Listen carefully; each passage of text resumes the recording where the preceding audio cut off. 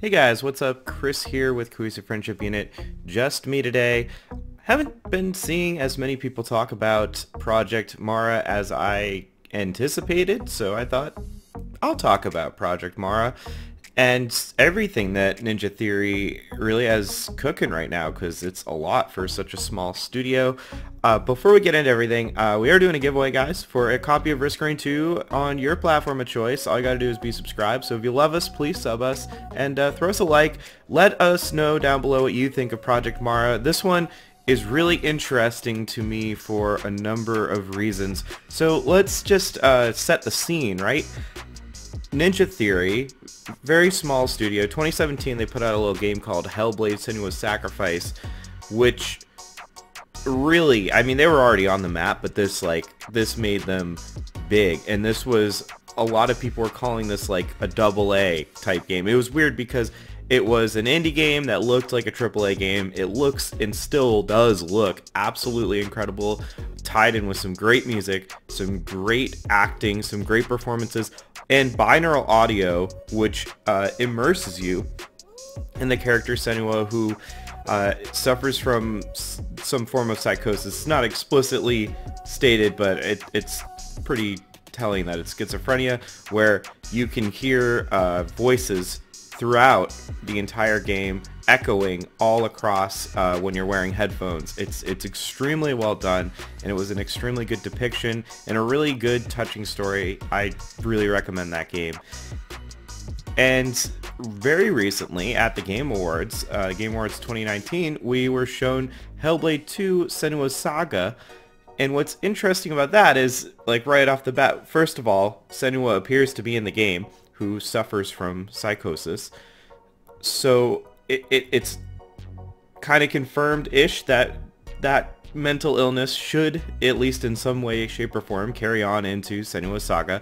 And this was kind of the game that was pushed with the Xbox Series X as not only a visual push, but also like a really big game that everyone wanted. And I don't think anyone was expecting anything else from Ninja Theory, especially because they already have another game in the works, Bleeding Edge, and we'll get to that a little bit later. But out comes this Project Mara, which is really interesting. It's under a minute long teaser, not much to show, but there was a little that was kind of said in a blog post. So this is an experimental new game called Project Mara.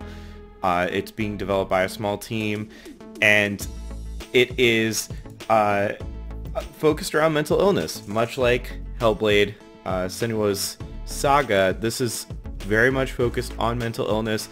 It's going to be incorporating quote real lived experience accounts and in-depth research, and it's going to try quote new ways of storytelling through a grounded representation of mental terror. And what's interesting to me is that they decided to continue down this road of mental illness. It's interesting that they are going to attempt to push two games that, I know mental illness is a huge spectrum, but in that realm, they're almost kind of known as the mental illness studio at this point. But I think what's interesting is they have to want to be distinguishing themselves from Hellblade. And I was thinking about how they could distinguish themselves from Hellblade. Hellblade is a very aural experience, and that still, I'm sure, will be the case, where the audio design is going to be spectacular.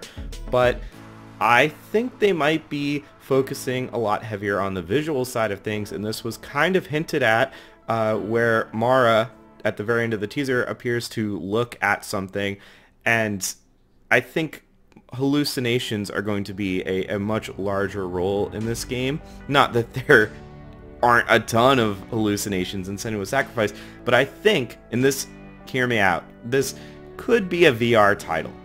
Because if you're going to come out and you're going to say, well, we want new ways of storytelling through grounded representation of mental terror and use real experience and in-depth research, it's going to be hard to trump Hellblade: Senua's Sacrifice or Hellblade 2 Senua's Saga, because that's already basically a new way of storytelling with the binaural audio, where you really are living as someone with schizophrenia, hearing all the voices in your head.